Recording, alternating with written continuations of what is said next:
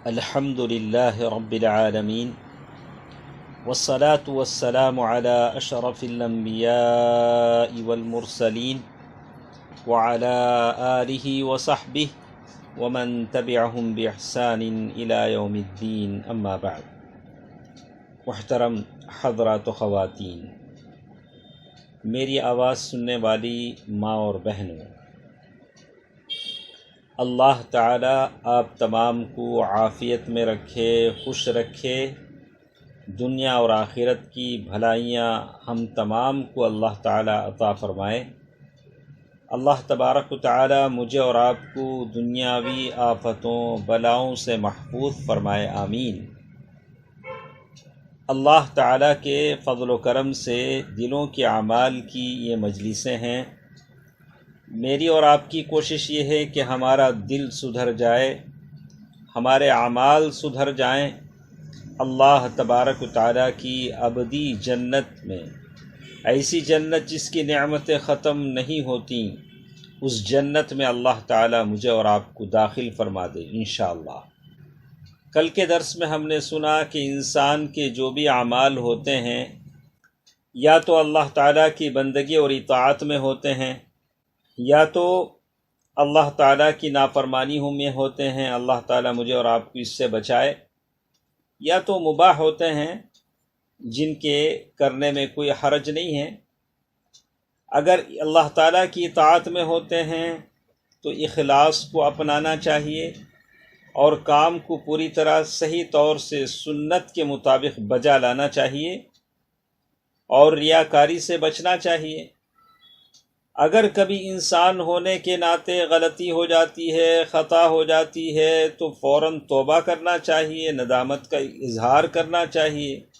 اور اس گناہ سے فوراً ہٹ جانا چاہیے۔ اور اگر وہ چیز مباح ہے تو اس چیز کے کرنے پر اللہ کا شکر بجا لانا چاہیے۔ جیسے شیخ لکھتے ہیں، ایک ایسے وقت میں جب آپ کسی کام میں مشغول ہیں، مطلب کھا رہے ہیں، پی رہے ہیں، تو آپ اس وقت بھی اللہ تعالیٰ کا ذکر کرتے رہیں، کھاتے وقت، پیتے وقت، اور اللہ کی وہ نعمت جو آپ کھا رہے ہیں اس کے بارے میں آپ غور و فکر کریں، اس لیے کہ وہ نعمت، وہ چاول، وہ دال دلیا جس کو آپ کھا رہے ہیں، اللہ تعالیٰ کی کئی نعمتیں اس میں ہیں، اور کئی لوگوں کو اللہ تعالیٰ نے اس کام کے پیچھے لگایا ہے، تب جا کر وہ نعمت آپ کے برتن میں آئی ہے۔ ہاتھ پیر کے اعمال سے یہ بہت افضل ہے کہ آپ اس نعمت کے بارے میں غور و فکر کریں، زبان پر آپ کے ذکر ہو، اور اسی کے ساتھ ساتھ انسان ہونے کے ناطے بہت کبھی کبھار مصیبتیں، بلائیں آ جاتی ہیں، تو آپ کو اس پر صبر کرنا چاہیے، اور جو بھی نعمت آپ کو ملے اس پر آپ کو اللہ تعالیٰ کا شکر کرنا چاہیے۔ اور اسی طرح بندے پر، یعنی میرے اور آپ پر ضروری ہے، اور مراقبہ جو ہم پڑھ رہے ہیں، اللہ تعالیٰ کی نگرانی کا احساس کرنا، اس میں سے یہ بھی ایک بات ہے کہ ہم اپنے زبان کی حفاظت کریں۔ زبان سے جو کچھ بھی نکلتا ہے، آپ اس کو اچھی طرح سوچ لیں کہ جو لفظ میں زبان سے نکال رہا ہوں اس سے اللہ کی مرضی، اللہ کی خوشنودی مقصود ہے، یا دنیا کو دکھانے کے لیے، یا شان و شوکت کے لیے،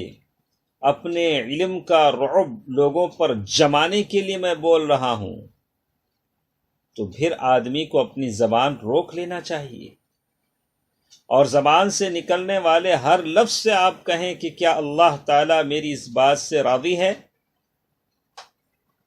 اسی لیے کہتے ہیں بعض سلف صالحین نے اس بات کا ذکر کیا، عالجت الصمت عالجت الصمت عما لا يعني 20 سنة قل ان اقدر منه على ما اريد. کہتے ہیں کہ میں نے 20 سال اس بات کی کوشش کی کہ زبان سے وہ چیز نہ بولوں جو میرے لیے دنیا اور آخرت کی اس میں بھلائی نہیں. تو اس کوشش میں مجھے 20 سال لگ گئے کہ میں زبان کو ان تمام چیزوں سے محفوظ کر لوں جس میں مجھے دنیا اور آخرت کی کوئی بھلائی نہیں ملتی. تو اسی لیے کہتے ہیں اگر میں یہ عادت ڈال لوں، جتنے لوگ میری آواز سن رہے ہیں چاہے مرد و خواتین، آپ سے کہوں گا کہ آپ زبان سے یہ عہد کر لیں، یہ ارادہ کر لیں کہ میرے منہ میں جو زبان ہے، اللہ تعالیٰ نے جو زبان دی ہے، اس زبان سے میں وہ بات ہرگز نہیں بولوں گا جس سے دنیا اور آخرت میں کوئی بھلائی مجھے نہیں مل سکتی. اس سے کیا ہوگا؟ آپ لوگوں کی غیبت سے بچ جائیں گے، لوگوں کے غیبت سے بچ جائیں گے اور خود بھی بچیں گے، اور آپ کی مجلس میں آپ کے ساتھ بیٹھنے والے بھی کسی کی غیبت نہیں کریں گے. اسی لیے کہا گیا اشد الورع فی اللسان، سب سے بڑا تقوی تو زبان میں ہوتا ہے. صاحب کتاب نے جو کتاب ہم پڑھ رہے ہیں اعمال القلوب 320 پر 4 صفحے میں انہوں نے ایک واقعہ لکھا ہے. شیخ محمد الامین الشنقیطی رحمہ اللہ تعالی ان کی مغفرت فرمائے، جنت الفردوس میں جگہ عطا فرمائے، بڑے بڑے علماء میں شمار ہوتے ہیں. ان کے علم کی اہمیت کے لیے آپ اتنا جان لیں